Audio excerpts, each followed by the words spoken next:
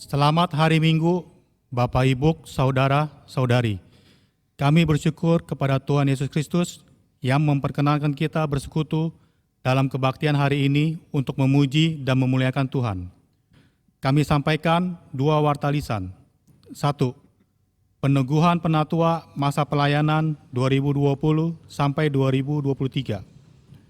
Setelah tertunda karena pandemi COVID-19, Majelis Jemaat menyelenggarakan kebaktian peneguhan penatua pada hari Minggu 25 Oktober 2020 pukul 13 bagi 8 penatua berusia 60 tahun ke atas dan pada hari Minggu 1 November 2020 pukul 8 bagi 16 penatua berusia 59 tahun ke bawah. Kebaktian-kebaktian tersebut hanya dihadiri oleh pelayan kebaktian dan penatua yang diteguhkan. Marilah kita berdoa memohon Tuhan Yesus Kristus, Sang Kepala Gereja, memperlengkapi para penatua dengan hikmat dan kesetiaan dalam menjalankan tugas pelayanan di jemaat gereja kita bagi kemuliaan Tuhan. Kedua, informasi pelayanan. Setelah kebaktian ini, Majelis Jemaat akan menayangkan informasi tentang pelayanan gereja kita selama masa pandemi, sehingga warga jemaat dapat mendoakan dan mendukung pendanaannya. Demikianlah warta lisan hari ini. Jemaat Tuhan, marilah kita bangkit berdiri. Marilah sejenak kita menoleh jalan-jalan yang telah kita tempuh. Ada yang mudah, namun juga ada yang sulit, bahkan teramat sulit ditempuh. Dan betapa kasih Tuhan membuat kita tertegun. Terpujilah Tuhan.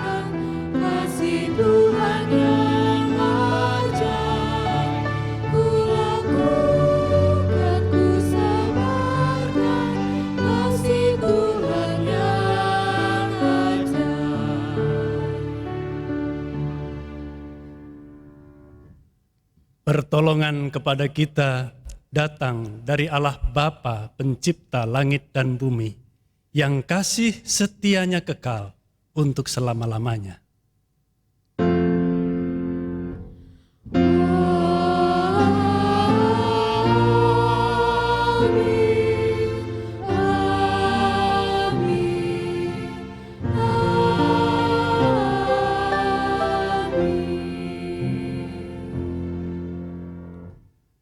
Kasih karunia dan damai sejahtera dari Allah Bapa kita dan dari Tuhan Yesus Kristus menyertai saudara-saudara sekalian.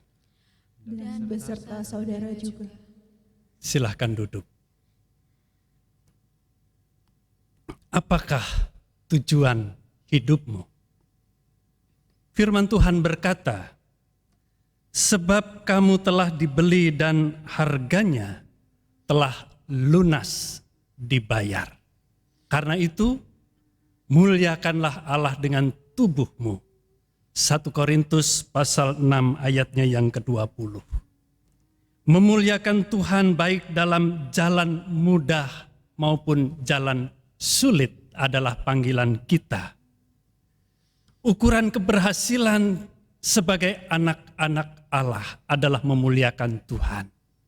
Tuhan Yesus yang menebus kita dengan kesetiaannya sampai kini terus setia mengasihi kita. Dalam kesetiaannya yang tiada bertara, Ia memuliakan Allah Bapa kita.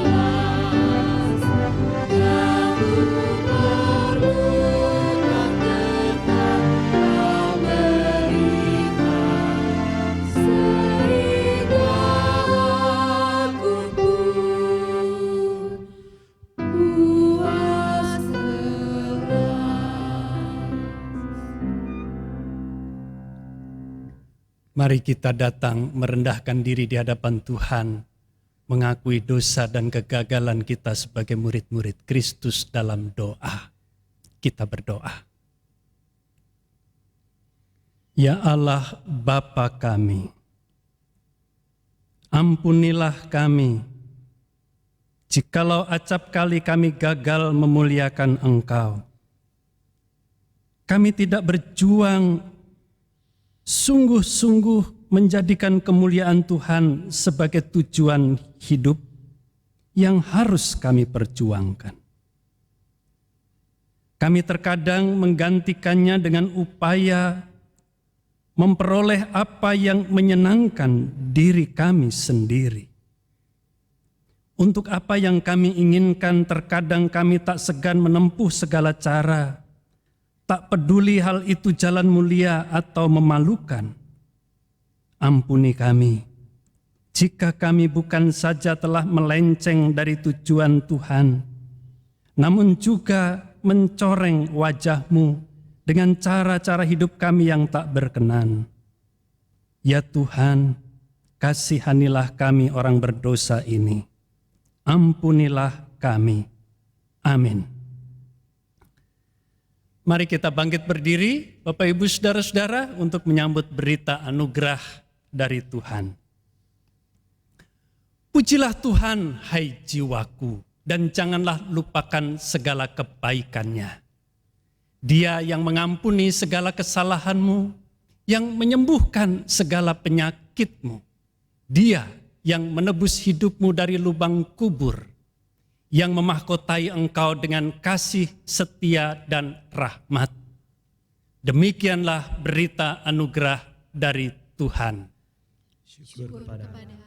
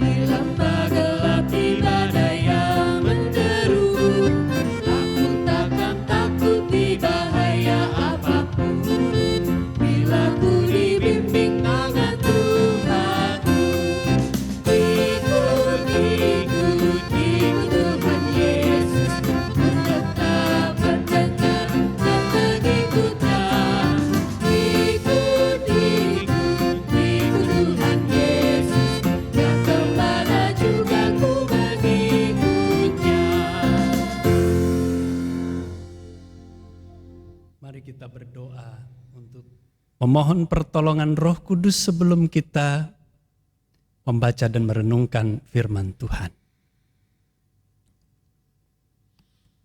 Segala tulisan yang diilhamkan Allah memang bermanfaat untuk mengajar, untuk menyatakan kesalahan, untuk memperbaiki kelakuan, dan untuk mendidik orang dalam kebenaran. Sekarang tolonglah kami dengan kuasa Roh Kudus-Mu, ya Allah, agar kami siap untuk diajar, siap diperbaiki, siap dibimbing ke dalam jalan yang benar. Dalam nama Tuhan Yesus kami memohon pertolongan Roh Kudus kepada Allah Bapa di surga. Amin. Hari ini Bapak Ibu Saudara-saudara, kita akan membaca Injil Tuhan Yesus Kristus menurut Matius. Kita membaca bagian yang terdapat pada pasal 23 ayat 1 sampai 13. Injil Matius pasal 23 ayat 1 sampai 13. Maka berkatalah Yesus kepada orang banyak dan kepada murid-muridnya, katanya, ahli-ahli Taurat dan orang-orang Farisi telah menduduki kursi Musa. Sebab itu turutilah dan lakukanlah segala sesuatu yang mereka ajarkan kepadamu.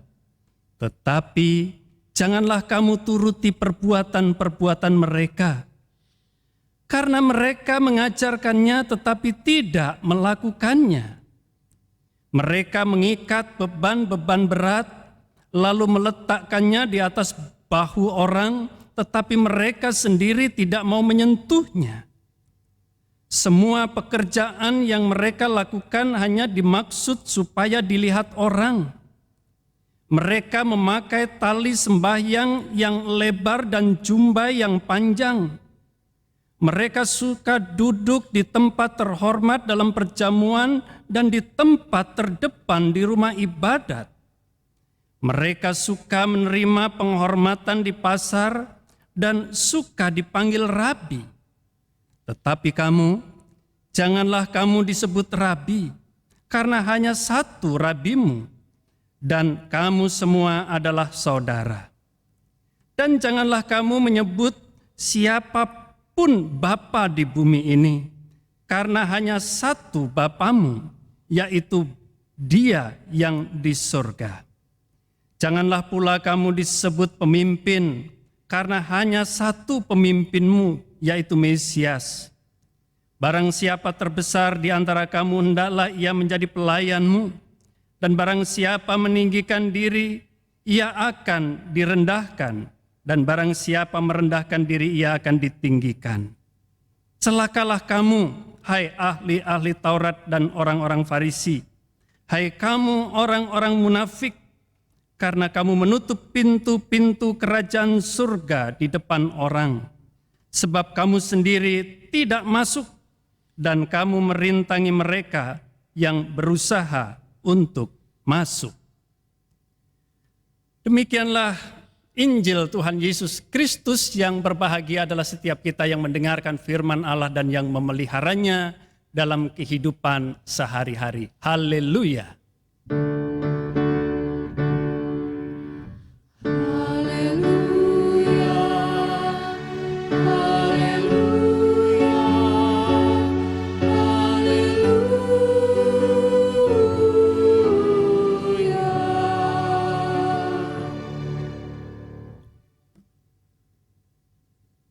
Bapak, Ibu, saudara-saudara yang Tuhan Yesus kasihi. Berhasil atau sukses adalah kata yang paling disukai oleh pada umumnya orang di dunia ini. Entah apapun ukurannya, berhasil adalah mimpi dan harapan semua orang. Namun sesungguhnya apakah artinya seorang itu disebut berhasil atau sukses? Kamus Oxford menerjemahkan atau mendefinisikan kata berhasil itu. Yang pertama, mencapai sesuatu yang diinginkan atau sesuatu yang dituju. Kedua, menjadi kaya atau terkenal atau mendapatkan sebuah posisi atau mendapatkan status sosial yang tinggi. Saya kira Oxford sesungguhnya hanya merangkum arti berhasil sesuai dengan kesimpulan yang diambil oleh kebanyakan orang yang ada di dalam pikiran banyak orang di dunia ini. Dan saya kira juga definisi dari Oxford ini tidak ada yang mau membantahnya. Namun Bapak, Ibu, saudara-saudara, bagi kita anak-anak Tuhan, berhasil atau sukses itu sesungguhnya tidaklah boleh sama seperti yang oleh dunia definisikan. Tidaklah boleh sama dengan apa yang dunia pikirkan. Sebab tujuan hidup kita serta ukuran keberhasilan hidup kita sebagai anak-anak Tuhan telah ditentukan oleh Allah sendiri dan bukan ada di dalam tangan kita dan keinginan kita sendiri. Bukankah melalui Alkitab Allah mengingatkan kita manusia yang diciptakan Allah dengan rencana dan tujuan yang telah ditetapkannya, yaitu untuk kemuliaan Allah. Dalam Yesaya 47 ayat 3 berkata, semua orang yang disebutkan dengan namaku, yang kuciptakan untuk kemuliaanku, yang kubentuk dan yang kujadikan. Manusia diciptakan menurut gambar dan rupa Allah sendiri, supaya ia mampu untuk mencerminkan kemuliaan Allah. Sebab untuk kemuliaan Allah itulah ia ada.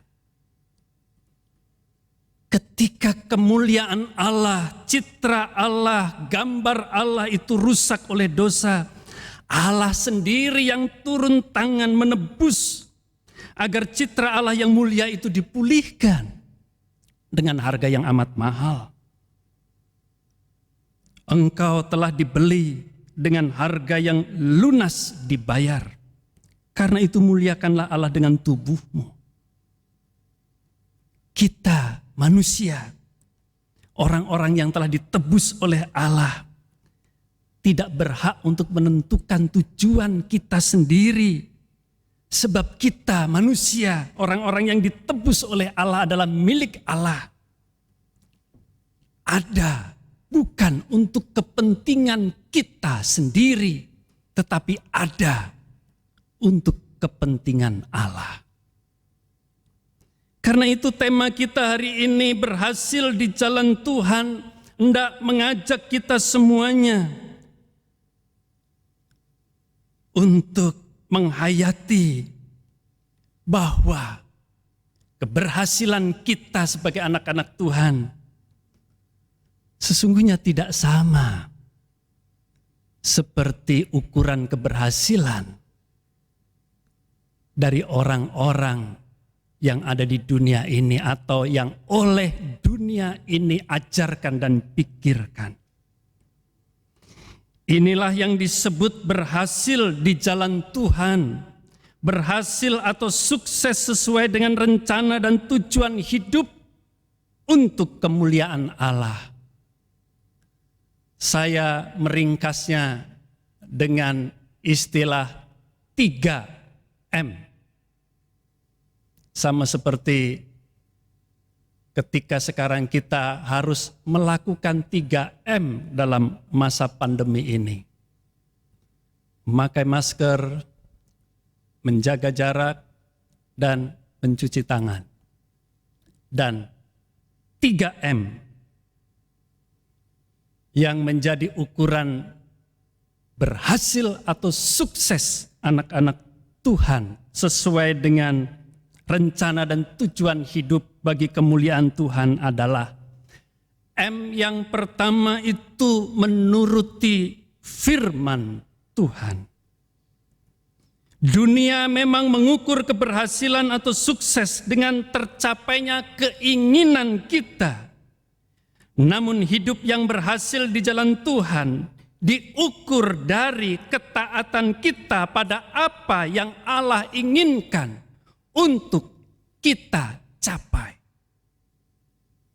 Blaise Pascal pernah berkata, the measure of our love God is our obedience. Ukuran kasih kita kepada Allah adalah ketaatan kita pada kehendak-Nya.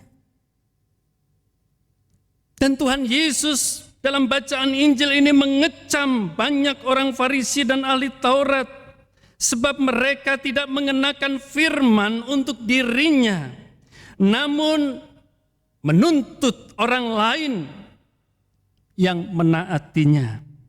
Mereka hanya mengajarkan, orang lainlah yang disuruh untuk melakukan.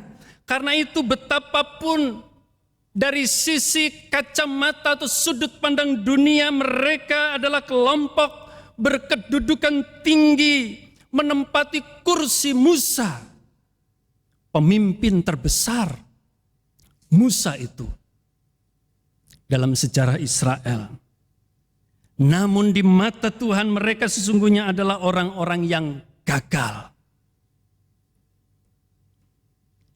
M yang kedua, menjadi berkat. Dunia memang mengukur keberhasilan seseorang dari apa yang diraih untuk dimiliki. Namun Tuhan mengukur keberhasilan seseorang dari fakta. Apakah seseorang telah menjadi berkat bagi orang lain, bagi kehidupan ini dengan apa yang ada padanya. Kedudukan, kekayaan, harta, kecerdasan, dan segala yang ada ini adalah pemberian dari Tuhan. Semua yang ada adalah milik Tuhan. Dan manusia sesungguhnya tidak memiliki apa-apa. Sebab manusia di mata Tuhan bukanlah pemilik, namun hanya pengelola dari milik Allah yang diberikan Allah kepadanya. Karena itu mereka yang diberi banyak dituntut lebih banyak. Dan banyak orang Farisi dengan kedudukannya yang tinggi, kuasa yang besar, sesungguhnya mereka dapat menggunakan posisinya itu untuk membuat keputusan-keputusan, melakukan tindakan-tindakan yang mendatangkan kesejahteraan sosial yang lebih besar. Karena jabatan mereka,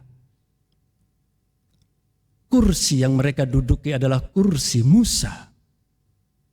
Namun sayangnya, jabatan kedudukan itu hanya dipakai sebagai alat untuk meraih kehormatan dan kepentingan diri sendiri. Padahal mereka yang diberi besar dituntut lebih besar. Mereka malah membuat keputusan-keputusan, membuat aturan-aturan yang justru menambahkan beban berat bagi orang lain, sementara ia sendiri tidak bersedia ikut memikulnya. M yang ketiga, menyelesaikan panggilan Allah. Setiap orang tidak lahir secara kebetulan, tidak juga lahir dengan cek kosong. Bukan untuk apa-apa. Kosong. Allah telah memiliki rancangan bagi setiap orang yang diciptakannya, yaitu rancangan damai sejahtera. Karena itu seorang yang sukses, seorang yang berhasil adalah seorang yang berjuang menggenapi rencana Allah dalam hidupnya dengan optimal. Berhasil berarti menuntaskan rencana Allah bagi kita dalam kehidupan kita, apapun resikonya, apapun tantangannya. Tuhan Yesus adalah anak Allah yang berhasil, sukses. Karena ia berjuang mengerjakan rencana Allah melalui seluruh hidupnya. Sampai di atas salib kemudian ia berkata, sudah selesai. Dan murid-murid Yesus diajar untuk tidak memposisikan dirinya sebagai Tuhan, melainkan sebagai hamba Allah. Agar terus giat mengerjakan panggilan Allah Sang Tuan dan Bapa sampai akhir, seperti yang dikerjakan oleh Tuhan Yesus Kristus. Sebab berhasil sebagai anak-anak Tuhan, itu berarti berjuang menggenapi rencana Allah dalam kehidupan ini secara optimal. Bapak, Ibu, saudara-saudara yang Tuhan Yesus kasihi, orang yang berhasil adalah orang yang berbahagia. Berbahagia di jalan Tuhan. Dan berhasil di jalan Tuhan bukan sekedar tujuan, Namun sesungguhnya berhasil di jalan Tuhan adalah sebuah perjalanan. Karena sebuah perjalanan maka kita harus terus berjuang setiap hari. Dan Tuhan tidak hanya menunggu di ujung jalan, menantikan kita di sana. Namun Tuhan juga adalah Tuhan yang hadir, turut bekerja di dalam segala sesuatu untuk mendatangkan kebaikan. Di dalam setiap langkah, dalam setiap jalan yang kita lalui, entah itu mudah, apakah itu sulit, Dia tidak pernah meninggalkan kita. Sampai saatnya nanti Allah Bapa sendiri akan mengatakan di ujung jalan perjalanan kita, baik sekali perbuatanmu itu, hai hambaku yang baik dan setia. Masuklah dan turutlah dalam kebahagiaan Tuhanmu. Semoga kita menjadi anak-anak Tuhan yang hidup berhasil di jalan Tuhan. Amin.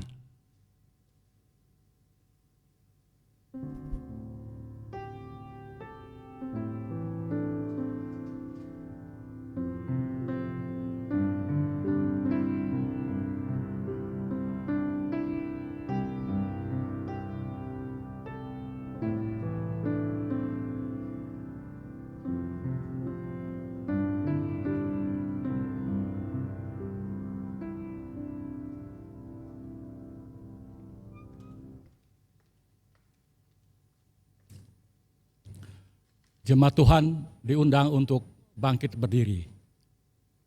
Bersama dengan gereja di segala abad dan tempat, marilah kita mengikrarkan pengakuan iman percaya kita seturut dengan pengakuan iman rasuli.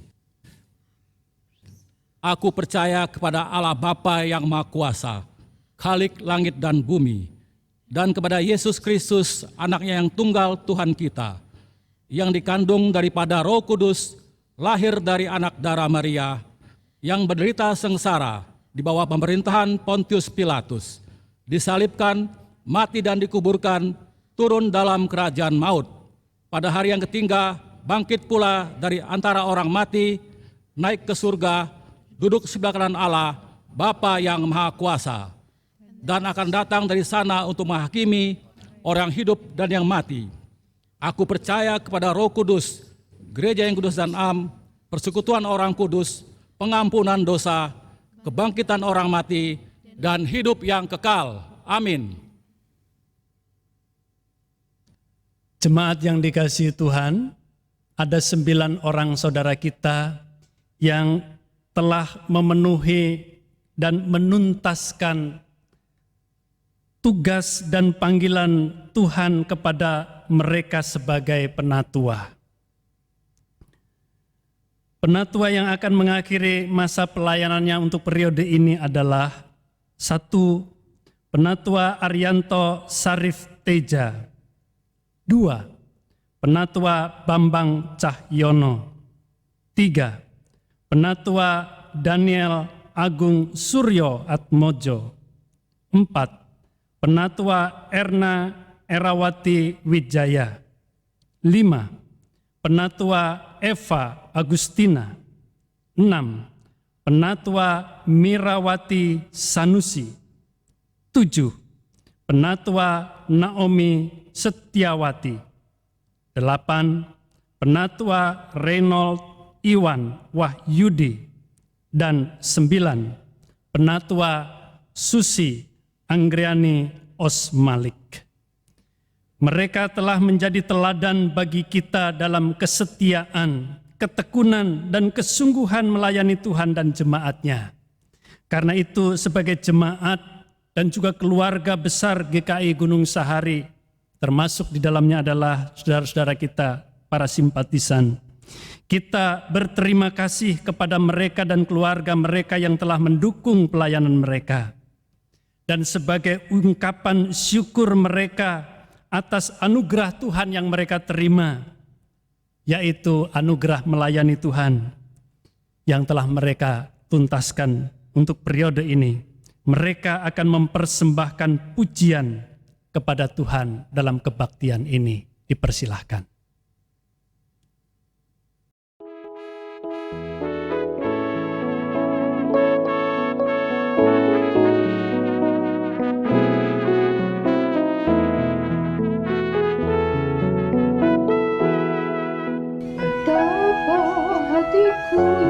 Betapa hatiku berterima kasih, Yesus. terima kasih. Kau mengasihi, Kau mengasihiku, Kau memilikiku, Kau memilikiku. hanya ini Tuhan bersamaku. Segenap hidupku, jiwa dan ragaku, Sebab tak memiliki harta kekayaan yang cukup berarti untuk ku persembahkan. hanya ini Tuhan permohonanku. Terimalah Tuhan persembahanku, pakailah hidupku sebagai alatmu seumur hidupku. Betapa hatiku berterima kasih, Yesus. Kau mengasihiku, Kau memilikiku.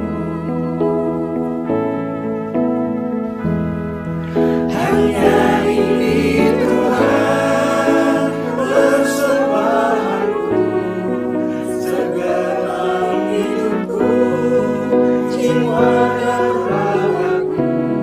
Bahkan memiliki harta kekayaan yang cukup berarti untuk ku persembahkan. Hanya ini Tuhan permohonanku. Terimalah Tuhan persembahanku, pakailah hidupku sebagai alatmu seumur hidupku.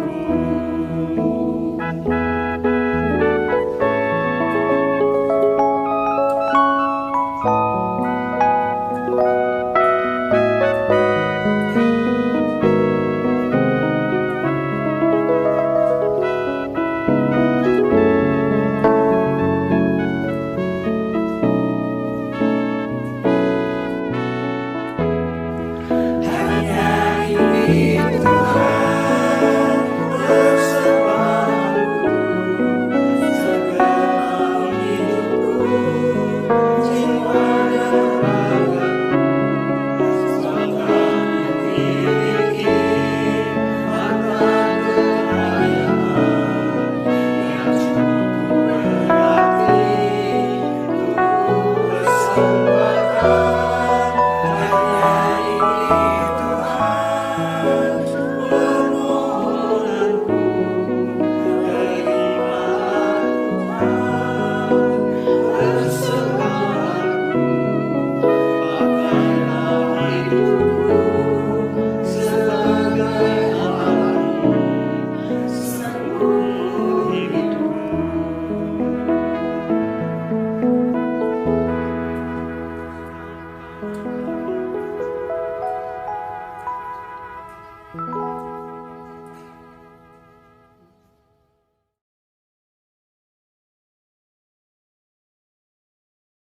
Bapak Ibu Saudara-saudara, mari kita menaikkan doa syafaat kita kepada Tuhan.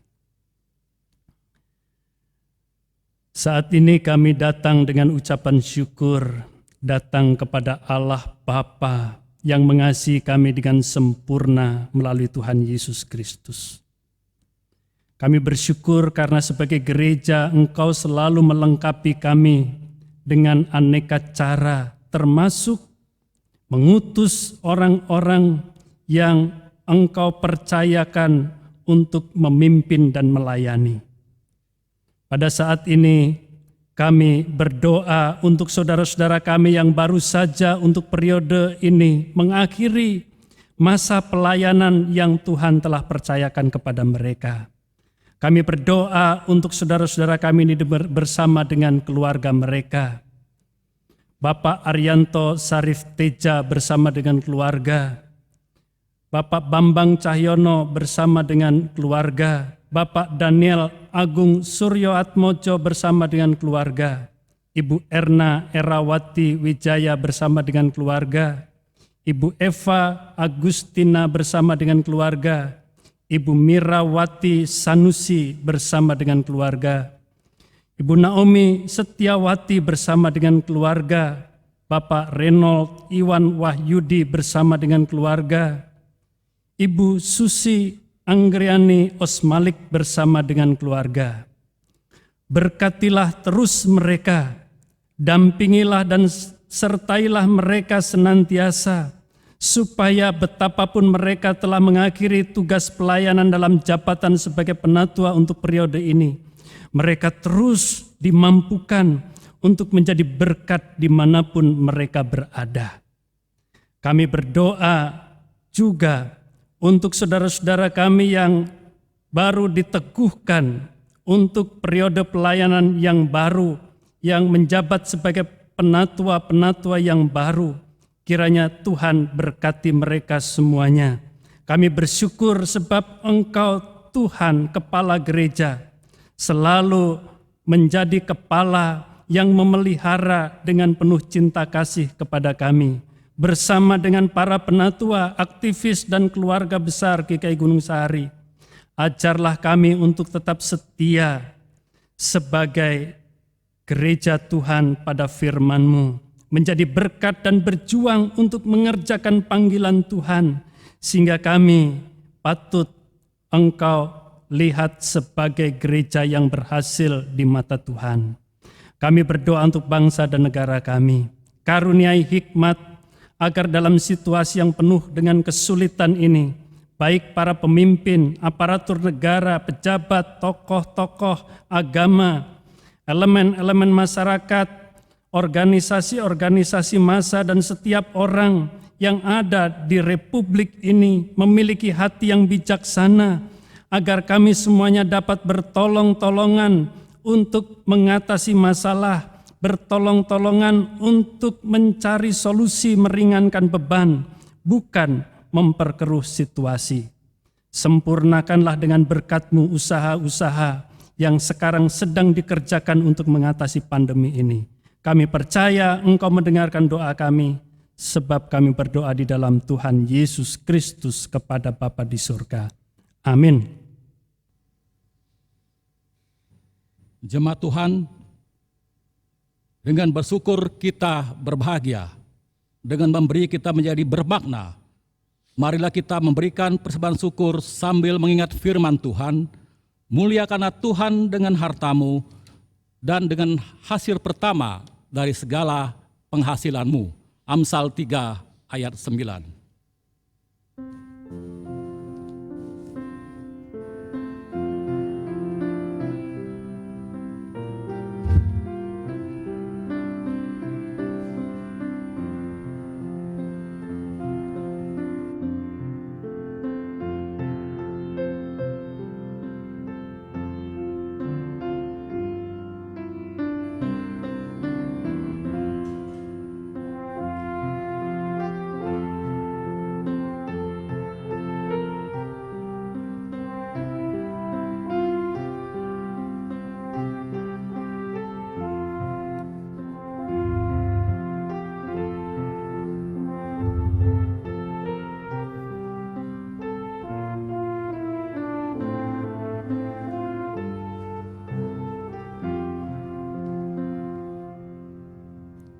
Jemaat Tuhan diundang untuk bangkit berdiri. Ya Allah, kami bersyukur karena Engkau yang telah menyelamatkan kami dengan darah putra tunggal-Mu. Kami terus bersedia memelihara kami dengan setia. Ketika kami melewati jalan yang sulit, Engkau menyediakan pertolongan tepat pada waktunya.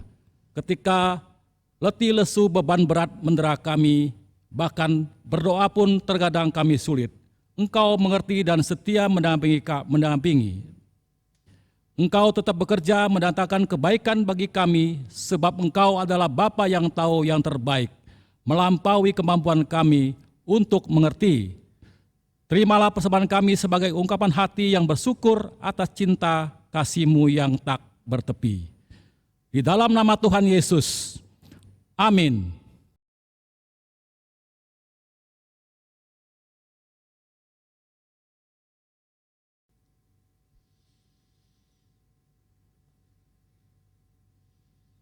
Marilah kita menjadi saudara yang menuturkan kasih kepada setiap orang, khususnya mereka yang memerlukan.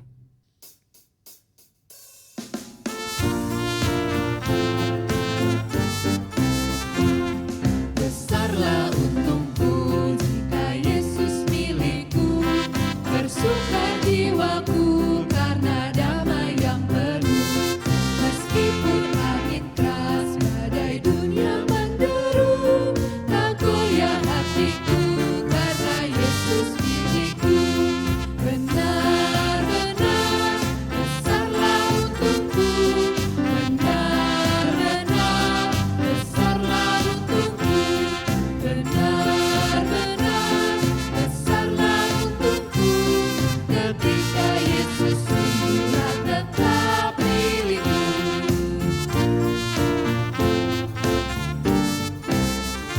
Sekarang hidupku sungguh mulia benar, di dalam kasih-Nya ku selalu bergemar. Janji-Nya ku dengar, karena Yesus milikku, ku sambut datang-Mu dalam rumah Bapa-Ku. Benar-benar besarlah untungku, benar-benar besarlah untungku, benar-benar besarlah untungku. Ketika Yesus sungguhlah tetap milikku. Bapak, Ibu, saudara-saudara yang Tuhan Yesus kasih, sekarang terimalah berkat Tuhan. Tuhan memberkati engkau dan melindungi engkau. Tuhan menyinari engkau dengan wajah-Nya dan memberi engkau kasih karunia. Tuhan menghadapkan wajah-Nya kepadamu dan memberi engkau damai sejahtera. Amin. Amin.